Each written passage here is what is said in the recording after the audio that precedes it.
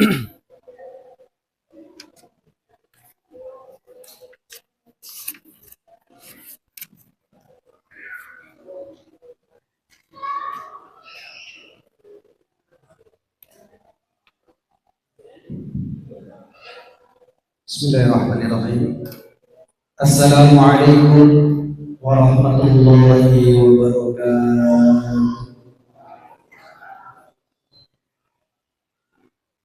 Innal hamdalillah nahmaduhu wa nasta'inuhu wa nastaghfiruh wa na'udzu billahi min shururi anfusina wa min sayyiati a'malina. Man yahdihillahu fala mudilla lahu wa man yudlilhu fala hadiya lahu. Asyhadu an la ilaha illallah wahdahu la syarika lahu wa asyhadu anna Muhammadan 'abduhu wa rasuluhu la nabiyya wa la rasula ba'dahu. Allahumma shalli wa sallim ala nabiyyina wa rasulina Muhammadin wa ala alihi wa ashabihi wa man tabi'ahum bi ihsanin ila yaumiddin.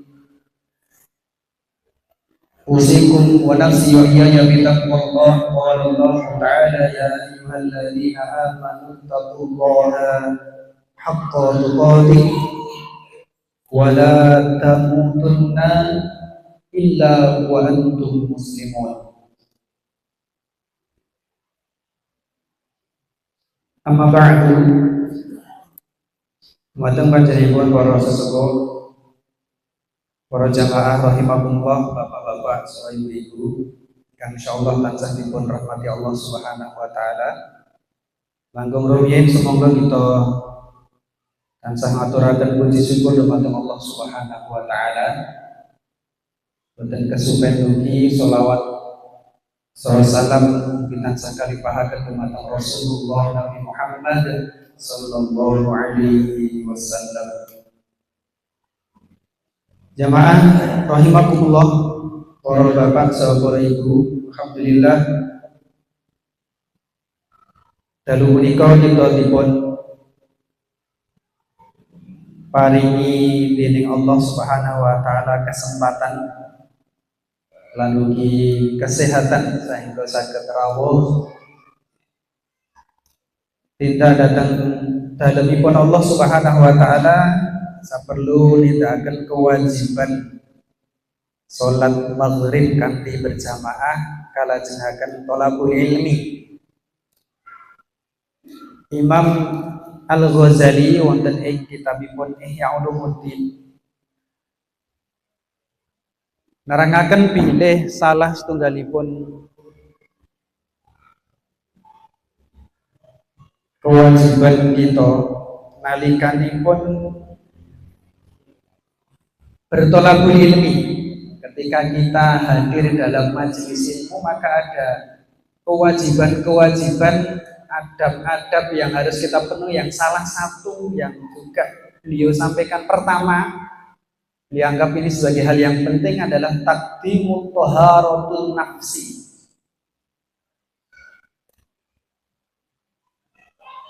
Membersihkan jiwa hati kita an rozakilil akhlaki wa madmum sifat, dari buruknya akhlak,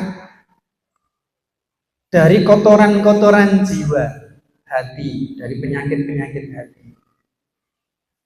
Maksudipun bila Imam Al-Ghazali menyebutkan bahwa kalau kita hadir dalam sebuah majelis, ini juga sebenarnya juga berlaku pada ibadah yang lain, maka kebersihan hati harus kita dahulukan.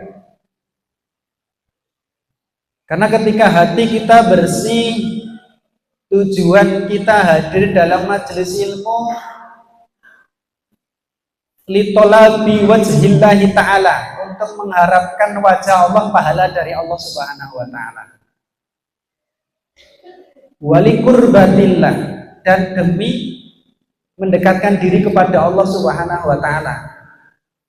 Itu adalah tujuan yang harus kita tanamkan dalam hati kita, bahwa kalau kita ini sedang ibadah terkait dengan tholabul ilmi, rawuh wonten ing pengaosan, maka hati kita harus dihadirkan dengan sebersih-bersihnya dari kotoran jiwa, dari penyakit jiwa, sehingga tujuan kita untuk mencari pahala dari Allah Subhanahu wa taala itu akan diberikan. Bahkan fadilah-fadilah dari keutamaan belajar thalabul ilmi, rawuh dan pengaosan badhe dipun paringaken dening Allah Subhanahu wa taala ketika hati kita bersih. Rawuh kita itu karena Allah Subhanahu wa taala, bukan karena yang lain. Maka ketika kita pengajian, temannya sedikit, karena niat kita hanya Allah, tetap berangkat. Koncone kuatah nggih tetap mangkat, malah tambah semangat. Orang nek seneke nggih tetep mangkat. Nggih enten seneke boten. Karena bersihnya jiwa kita. Lah ini yang harus kita perhatikan. Sehingga nanti pahala-pahala yang dijanjikan Allah diberikan. Sebaliknya kalau niat kita ini sudah tidak benar, ya nanti pahala yang dijanjikan Allah tidak akan disampaikan kepada kita. Salah satu pahala yang diberikan oleh Allah Subhanahu wa taala, keutamaan fadilah orang yang berthalabul ilmi, ghufira dzunubahu, dosa-dosanya akan diampuni oleh Allah. Orang yang hadir dalam pengajian thalabul ilmi itu dimintakan ampun oleh makhluk yang ada di bumi dan di langit, bahkan sampai ikan yang ada di lautan pun memintakan ampun.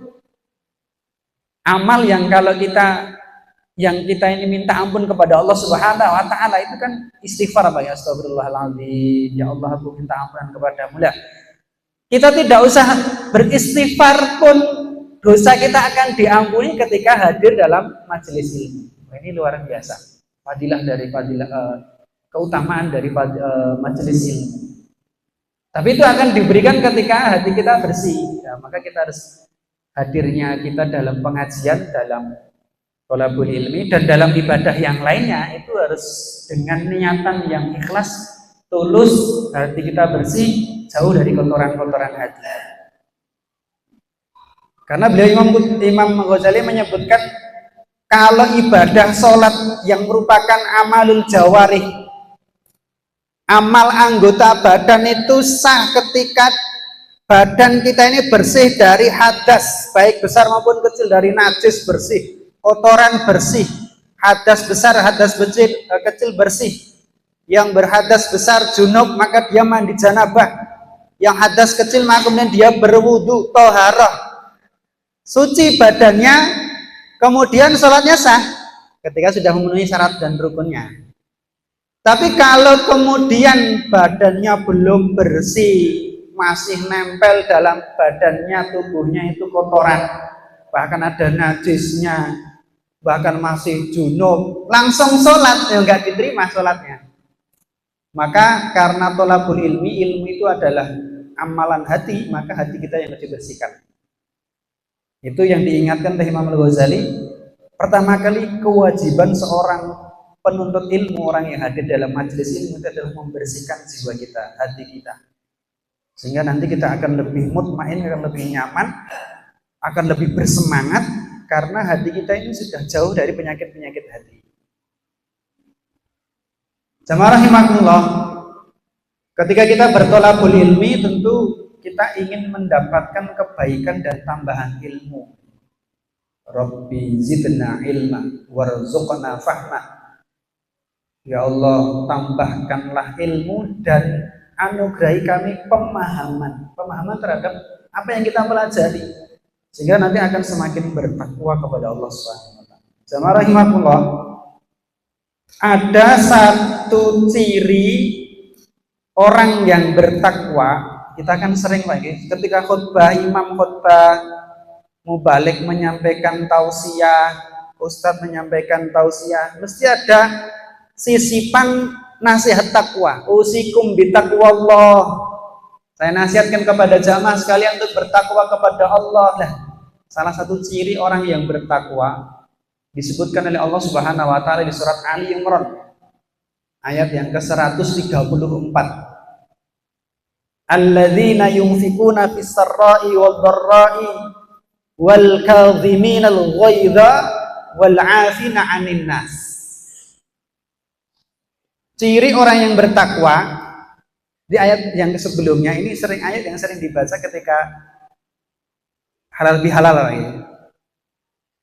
Allah akan memberikan jannah, menyiapkan surga bagi orang-orang yang bertakwa, yang surga itu luasnya langit, seluas langit dan bumi. Kemudian disebutkan di ayat selanjutnya, orang yang bertakwa ciri-cirinya adalah alladzina yunfikuna fis-sarra wal dharra. Orang yang bertakwa itu adalah orang yang menyedekahkan atau menginfakkan hartanya di jalan Allah Subhanahu wa taala, baik dalam kondisi lapang maupun sempit. Pas longgar duitnya akeh nggih sedekah infak. Pas duitnya sithik gajine kepotong, dagangannya mboten laris nggih tetep sedekah, tetep infak. Itu ciri orang yang bertakwa. Nah, ciri orang yang bertakwa selanjutnya yang akan kita bahas adalah wal kadhimina yang mampu menahan rasa marah ketika dia sebenarnya mampu untuk melampiaskan. Ini adalah salah satu ciri orang yang bertakwa. Kalau kita ditanya, Bapak Ibu, pernah nggak kita ini marah? Nanti nama badan Pak. Pernah ya? Kita hampir pasti kita pernah marah. Entah marah kepada anak kita, bocah polai, atau kepada istri kita, pada suami kita, kepada cucu kita, pernah. Bahkan mungkin malah marahnya itu diluapkan dengan emosi yang berlebihan.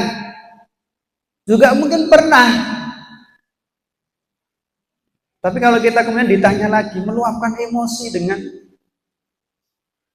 tanpa dikontrol, maka itu baik atau tidak? Tentu kita akan menjawab tidak baik. Karena kebaikannya itu adalah menahan emosi, menahan marah. Wal kadhiminal ghaidha, ini menahan rasa marah.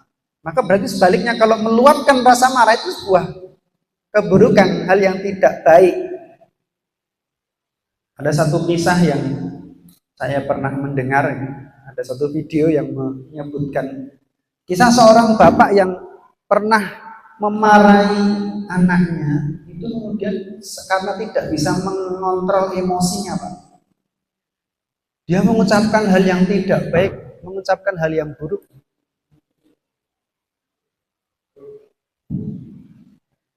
Mengucapkan hal yang buruk sehingga kemudian dia mengatakan,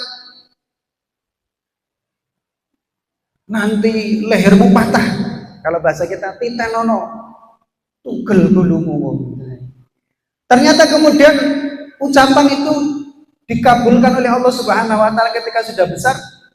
Dia mendapatkan satu penyakit yang tulang lehernya itu patah, Pak, sampai di tulang ekornya. Tulang belakang. Sampai kemudian harus diobatkan ke sana kemari. Konon sampai habis banyak, tidak hanya ratusan juta tapi miliaran konon. Gara-gara tidak bisa menahan emosi. Maka buruknya hal ini, tidak baiknya seseorang dalam meluapkan emosi itu dimasukkan oleh Imam Ibnu Qudamah dalam bab kitab Dzammul Ghadab, bab tentang celaan terhadap orang yang tidak bisa mengontrol rasa marah. Itu menjadi al-muhlikat.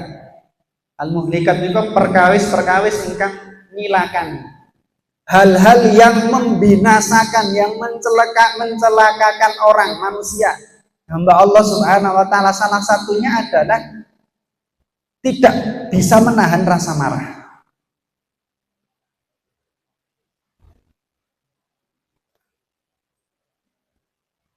Pramila jamaah rahimakumullah, Bapak Ibu yang dimuliakan Allah Subhanahu wa taala. Rasa marah itu tentu bukan hal yang baik. Imam Ibnu Qudamah menyebutkan bahwa orang yang kemudian tidak bisa menahan emosinya, maka beliau mengatakan Wa annal insanu yanzi'u fihi indal ghadab irqun ila syaitanil lain.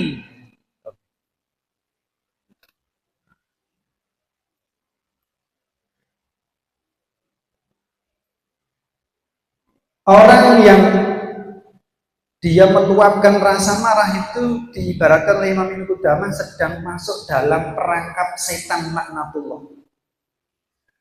Karena orang yang sedang marah itu sesungguhnya dia dalam hatinya, dalam jiwanya itu berkobar api, Pak, yang asalnya dari setan.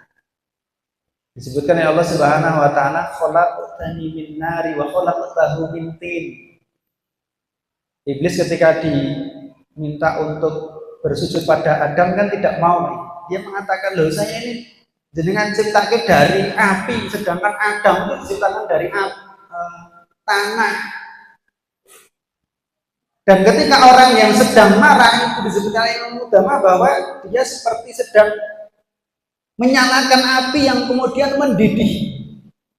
Wilyanu damul qalbi li talabil intiqam famata ghadabul insanu tarat narul ghadab.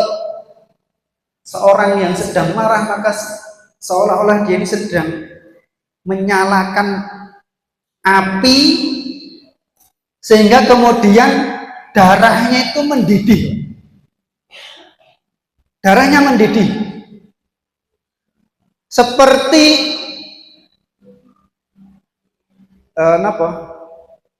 air yang sedang kita rebus, umup kita nembe godhog wedang, godhog wedang napa godhog banyu. Ketika sudah mendidih, umup, mumpal-mumpal, maka itu diibaratkan Imam Qudamah bahwa orang yang sedang meluapkan rasa marah, ya seperti itulah gejolak darah dalam hatinya itu mendidih, umup, sehingga kemudian nanti akan menyebar pada seluruh aliran darahnya, yang tasyiru fil uruq, menyebar pada aliran darah di tubuhnya, yartafi'u ila a'alil badan, kemudian akhirnya akan merembet pada anggota badan yang berada di atas.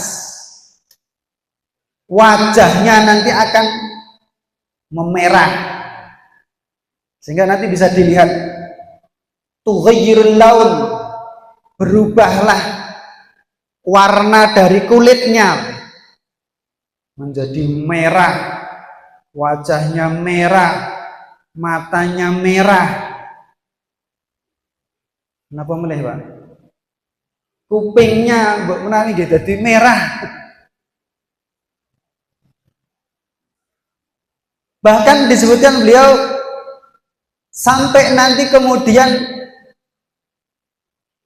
aliran darah itu sampai ke otak. Orang yang marah mendidihnya darah yang ada dalam badannya itu akan naik terus sehingga kemudian ya rasanya panas. Akhirnya kemudian orang yang sedang marah itu disebutkan oleh beliau yang utama a'mat sahibuha. Orangnya nanti akan seperti orang yang buta, maksudnya pandangannya sudah tidak bisa memandang dengan jernih. Gelap mata. Asammathu an kulli mau'idhah. Kupingnya, pendengarannya itu akan tuli dari berbagai nasihat. Dikuandani napa mawon mboten kaya-kaya mboten dirungokke serang blas. Karena sudah tersulut emosi. Sudah tertutup dengan emosi. Tidak bisa lagi kemudian mikir. Maka ini menjadi sebuah hal yang buruk.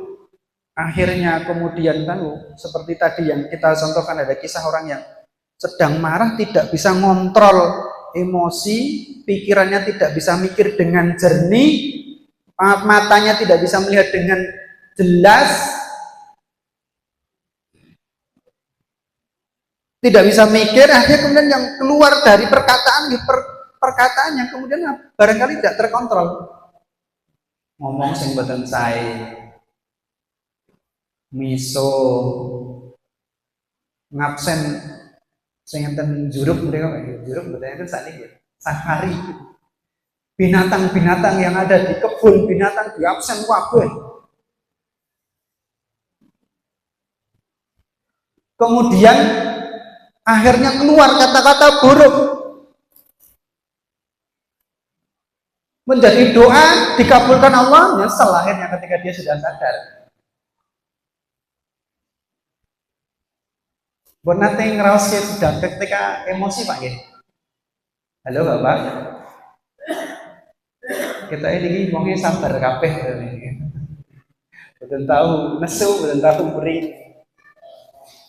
Alhamdulillah, karena itu yang bagus. Wah, nggih. Jadi biasanya sing tesih emosi nanti pas seseh nem-nem Pak ya. Alhamdulillah. Sudah bisa mengontrol emosi, tapi ini tetap tidak baik ketika meskipun usianya muda juga tidak boleh meluapkan emosinya. Kayaknya menjadi sebuah keburukan. Maka orang yang kuat menurut hadis yang disebutkan oleh Rasulullah SAW, laisa sadidu bisur'ah, innamas sadidul ladzi yamliku nafsahu indal ghadab. Orang yang kuat tidaklah disebut sebagai orang yang kuat, itu adalah orang yang pandai bergulat, menangan. Nah, gelut itu menangan, bantingan itu menangan. Bukan itu orang yang disebut sebagai orang yang kuat, tetapi orang yang kuat ketika dia marah itu bisa menahan emosinya. Itu orang yang kuat. Dan kita ini wangil. Maka kalau kemudian kita sedang emosi, jauhkan benda-benda yang mudah pecah lagi. Kelonteng, piringnya mabur, gelasnya pecah. Pas jendar bingung, nih gelasnya kok entek, piringku entek.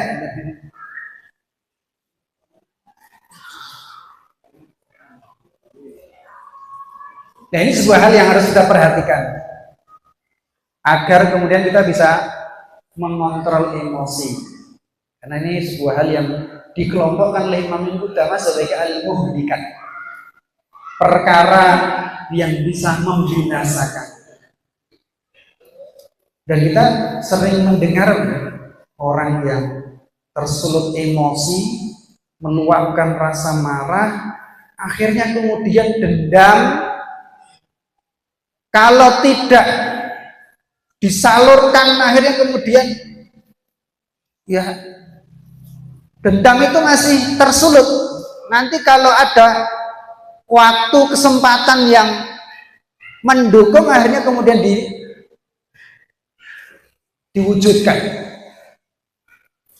Ada berita di Semarang kalau nggak keliru, seorang pegawai yang membunuh juragannya kemudian dicor Pak, disemen.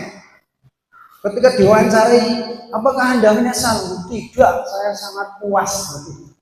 Alhamdulillah. Ketika ditanya lagi, lu kenapa kok bisa? Karena aduh, setiap kerja itu disalah kewai. Karena memang orang yang marah itu biasanya bisa meluapkan kalau posisinya itu di atas ya, juragan, nyengeni anak buahnya itu gampang. Bapak nyengeni anaknya. Tapi kalau anak buah kepada juragan yang lebih atas itu memang susah, bukan sakit meluapkan. Akhirnya tertahan. Akhirnya kemudian menjadi kesedihan, sedih. Dendam. Nunggu waktu untuk kemudian dendamnya itu ditunaikan. Wah, ini akhirnya merembet pada dosa-dosa yang lain, kriminal dan sebagainya.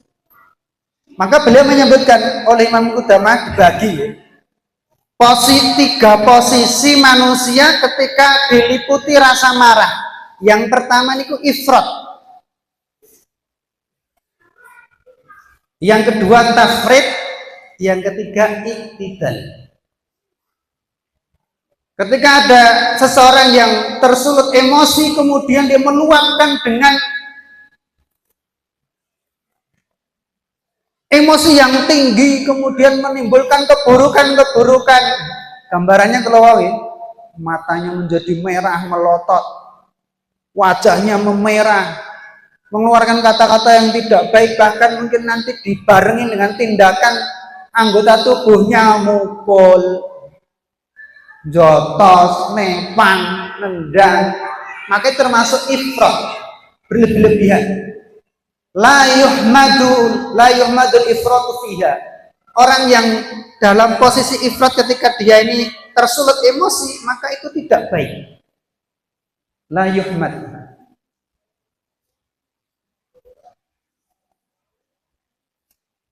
Hadhil quwwatu aidan li'annahu yukhrijul aqlu wal dinu an siyasatihima. Karena posisi ketika orang itu emosi tidak bisa dikontrol dalam posisi ifrat jadi berlebihan, hilanglah akalnya dan hilang agamanya. Pastinya kemudian yang padahal manusia itu dikontrol oleh akal dan agama. Tapi ketika orang itu tersulut emosi, hilang dua-duanya. Akhirnya timbul kerusakan karena yang mengontrol sudah hilang. Fala yabqa lil insan ma'a dzalika nadrun wala fikrun wala ikhtiyaru. Maka ketika orang tersulut emosi tadi mboten saged mikir, mboten saged memutuskan, dan bahkan tidak boleh memutuskan dalam kondisi emosi. Ini ifrat. Yang kedua tafrid. Tafrid ini juga tidak boleh. Tafrid ini sebaliknya, kebalikan dari ifrat. Lemah, bahkan mungkin sudah hilang gairah. Sebenarnya secara sunatullahnya Allah itu memang menganugerahkan emosi kepada kita, Pak. Tapi tidak boleh kemudian setelah berlebihan disalurkan setelah berlebihan. Kalian harus mengontrolnya. Karena emosi, kalau seseorang itu tidak punya emosi, sudah kehilangan emosi, hilang gairahnya. La himata lahu wala ghirah. Sudah tidak semangat, tidak punya ghirah. Semangat hidup sudah tidak ada lagi. Semangat untuk kemudian mencegah kemungkaran, ketika dia melihat kemungkaran tidak ada lagi. Terus warmu, sak polah-polahmu itu bisa mengandung emosi. Tidak punya gairah. Padahal kita oleh Rasulullah SAW diukur keimanan seseorang paling lemah itu ketika kita mengingkari sebuah keburukan itu minimal hati kita. Jadi kalau kita melihat kemungkaran, fal yughayyir biyadi. Dengan tangan kita harus mengubah. Berarti itu kan ada emosi, Pak, ada semangat untuk mengubah. Tapi kalau emosi sudah hilang, tafrid tadi masuk dalam golongan tafrid, maka itu tidak betul digubris belas. Wis parepmu. Maksiat ya parepmu, yang penting orang ganggu wong liya. Jadi biarkan, padahal itu sebuah kemaksiatan, kemungkaran, maka harusnya kita ini mencegah. Kalau bisa dengan tangan, kalau tidak bisa dengan lisan. Kalau tidak bisa maka dengan hati, fabiqalbi wa dzalika at'aful iman. Dan kalau kita mengingkari kemungkaran itu dengan hati, maka itu adalah selemah-lemahnya iman. Yang minimal masih ada ghirah dalam hati kita, ghirah beragama. Sebenarnya kita sudah tahu itu kemaksiatan, kemungkaran, tapi harus ngelek orang wani. Kenapa melihat mubah dengan tangan belas tidak punya kekuasaan orang dedoyo. Ya sudah, kita mengingkari dengan hati itu diterima oleh Allah sebagai keimanan, tapi tingkatannya levelnya paling rendah. Nah, orang yang tafrid ini pun boten 12. Nah, itu tidak baik juga.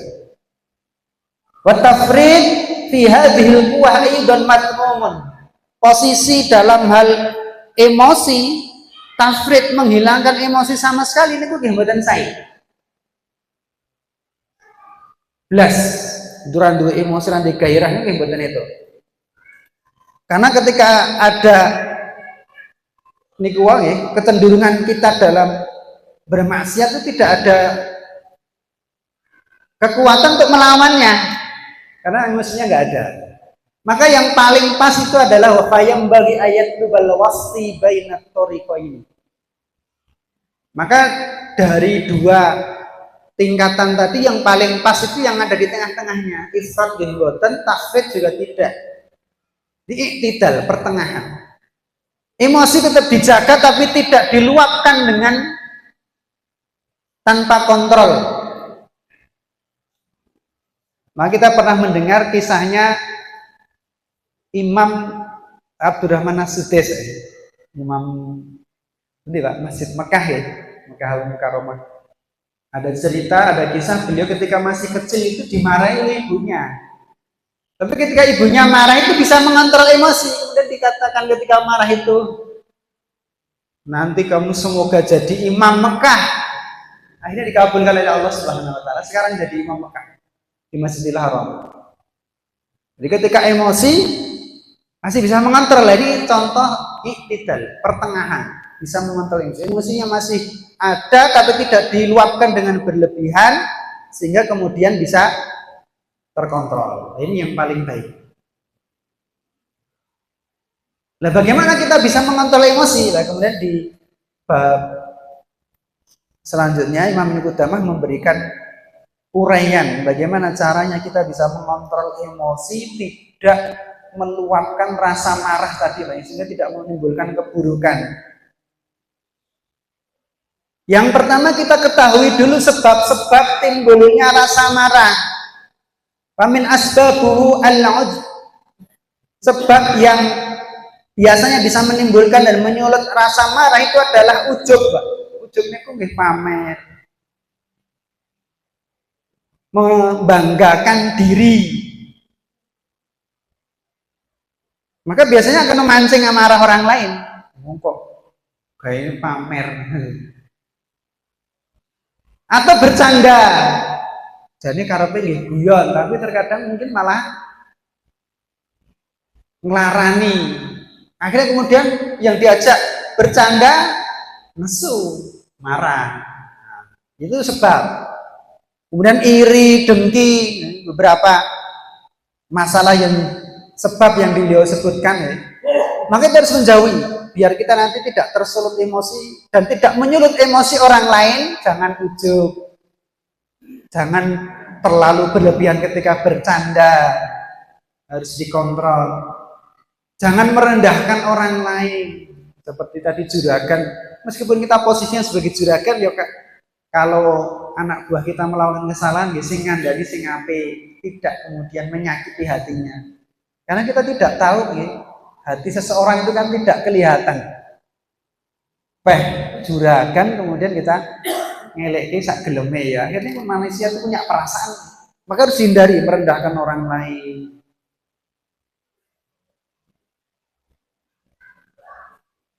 Nah, kemudian kita juga diberikan keterangan oleh Imam Ibnu Qudamah bagaimana caranya kemudian menerapi agar kemudian tidak tersulut emosi.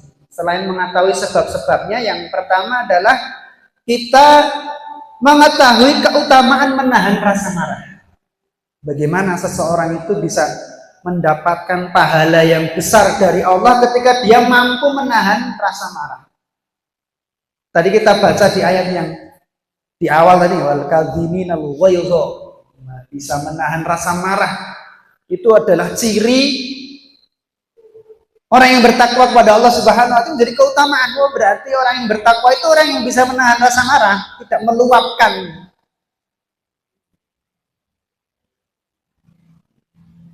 Beliau yang Qudamah kemudian menyebutkan satu riwayat dari Imam Al-Bukhari.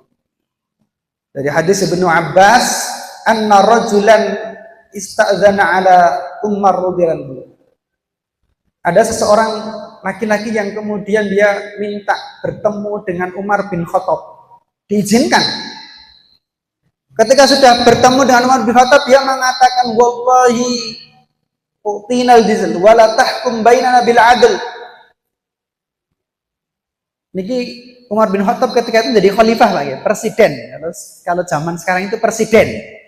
Ada rakyatnya yang minta izin untuk menghadap, kemudian ketika sudah diizinkan dia mengatakan jenengan jadi presiden orang adil. Padahal Umar bin Khattab termasuk khalifah Khulafaur Rasyidin. Khalifah yang masih lurus, yang tentu keadilannya kita mempercayainya. Tapi ada yang tidak kemudian terima, jenengan tidak adil. Lah Umar mendengar itu kemudian ghadaba Umar hatta hamma yarbi. Kemudian beliau ingin meluapkan rasa marah itu. Kemudian ada yang memberi nasihat, ya Amirul Mukminin, innallaha azza wa jalla qala li nabiyyi sallallahu alaihi wasallam khudil afwa wa'mur bil 'urfi wa a'rid 'anil jahilin. Wa inna hadza minal jahilin.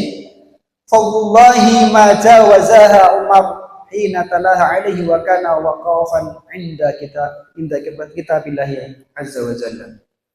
Ketika diingatkan dengan ayat ini, Umar kemudian tidak jadi marah, memaafkan. Ini contoh ketika seseorang mau marah itu ingat, oh ternyata menahan rasa marah itu dapat pahala dari Allah. Nah, diingat-ingat. Jadi nanti kalau kita mau marah itu diingat-ingat Pak. Anak nakal, ajeng marah, harus muntap, harus muring itu diiling-iling. Pahalanya orang yang bisa menahan rasa marah. Sehingga kemudian nanti bisa mengontrol emosi. Itu yang pertama. Yang kedua, takut terhadap ancaman Allah kepada orang yang meluapkan rasa marah. Lampu bisa Pak ya? Pulau lihat singakan sekedap udah apa nggih? Jadi ketika kita mau meluapkan rasa marah, kita juga mengingat bahwa ada hukuman, ada balasan bagi orang-orang yang tidak mau dan tidak mampu menahan emosi ya. Kita juga ingat-ingat. Bagaimana Allah akan menghukum orang yang meluapkan emosi kemudian disertai dengan keburukan-keburukan. Ibnu Umar juga pernah meminta nasihat kepada Rasulullah SAW, ya Rasulullah, amal apa yang bisa menjauhkan saya dari murka Allah? Kemudian dijawab oleh Rasulullah SAW, la taghdab. Ya Rasulullah, amal apa yang dijauhkan saya dari murkanya Allah? Rasulullah mengatakan, jangan kamu marah. Jadi menahan emosi, menahan rasa marah itu bisa menghindarkan murka dari Allah Subhanahu wa Ta'ala. Kemudian yang ketiga, mengingat-ingat dan senantiasa berhati-hati terhadap akibat yang timbul.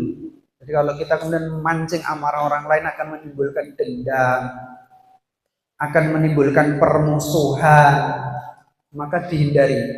Kita harus tahan emosi kita. Warabi, yang keempat, ayatafakkara fi qubiha suratihi indal ghadab ala ma taqaddama. Menyadari buruknya rupa orang yang sedang marah Pak. Jadi kalau kita ini sedang marah, diiling-iling, diingat-ingat. Kalau kita sedang marah ini awalnya jadi elik Pak. Itu tadi gambaran orang yang marah itu mukanya menjadi merah, matanya melotot, merah. Keburukan-keburukan bentuk yang lain.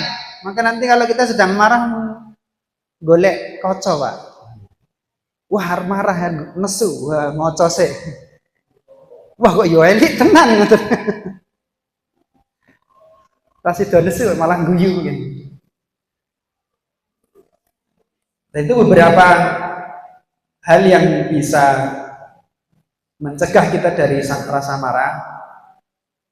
Dan ini sering kita alami Pak, karena di kehidupan kita sehari-hari kita yang kemudian sakit menghindari rasa marah, tapi kita harus berusaha untuk mengontrol emosi kita. Karena ini menjadi ciri orang yang bertakwa kepada Allah Subhanahu wa Ta'ala. Salah satu ciri orang yang bertakwa kepada Allah Subhanahu wa Ta'ala, orang yang bisa mengontrol emosi. Nah, semoga dengan apa yang kita baca, kula mendhet saking kitabipun Imam Qudamah Al-Maqdisi Mukhtasar Minhajul Qasidin bab al-muhlikat kitab dzambul ghadab. Bab yang membahas celaan terhadap orang yang meluapkan rasa emosi. Dimasukkan oleh Imam Qudamah sebagai hal yang mencelakakan. Maka semoga ini menjadi peringatan bagi kita, khususnya saya pribadi dan kepada jamaah saya sebagai untuk kemudian kita bisa mengontrol emosi kita, tidak meluapkan rasa marah dengan kemudian melanggar syar'i. Karena nanti sebenarnya ada di bab selanjutnya ada hal-hal yang dibolehkan untuk kemudian kita meluapkan rasa marah sesuai dengan syar'i. Nanti kalau kita sudah semarah, bagaimana meredakannya? Ketika kita berdiri maka silahkan duduk. Duduk masih marah, berbaring, mengambil air wudhu, membaca ta'awud. Itu adalah bagian dari kita meredakan rasa marah. Nah, semoga kemudian Allah anugerahkan kepada kita untuk senantiasa istiqomah dan menjadi orang yang bertakwa di sisi Allah Subhanahu wa taala. Amal ibadah kita diterima oleh Allah dan akhirnya kemudian kita nanti digolongkan menjadi orang yang bertakwa di sisinya dan menghadap kepada Allah dengan bekal yang banyak, karena sebaik-baik bekal itulah takwa. Maka yang sakit kalau atarakan untuk kemauan kata lepat lan kirangipun kula nyuwun pangapunten ingkang saageng-agengipun. Wa akhiru da'wani walhamdulillahi rabbil alamin. Assalamualaikum warahmatullahi wabarakatuh.